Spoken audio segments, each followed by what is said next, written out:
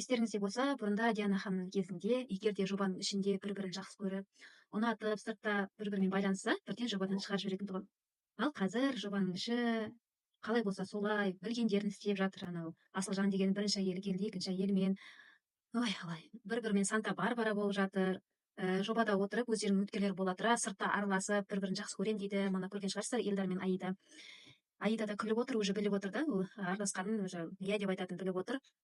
Сонда да екеуі үміткерлер бола тұра бір-бірімен сөйтіп байланысып жатыр да. Жобаны құрметтемейді, былайша айтқан кезде, грубо айтқан кезде құрметтемейді. Не жобаны құрметтемейді, не басқасын құрметтемейді. Ойына келгендерін істеп, білгендерін істеп жүре береді. Оларға үміткерлер келеді, соншама жолдан, басқа қаладан келеді, ақшасын кетіреді, өздерінің жаңағы уақыттарын кетіріп келеді.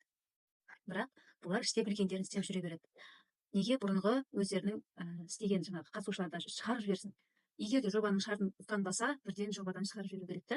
Бұрын Диана ханым солай істейтін тұғын. Қазір ешкім оларды жазаламайды, ешкім ештеңе істемейді, білгендерін істеп жүр. Ең сорақысы кеше көрдіңіздер ғой, жаңа Асылжан деген қатысушы екінші әйелмен жобада отырып алып бірге тұрып жүр. Масқара ғой мына деген. Қалай мен соның барлығын жоба қалай допускать етіп жатыр, түсінбеймін.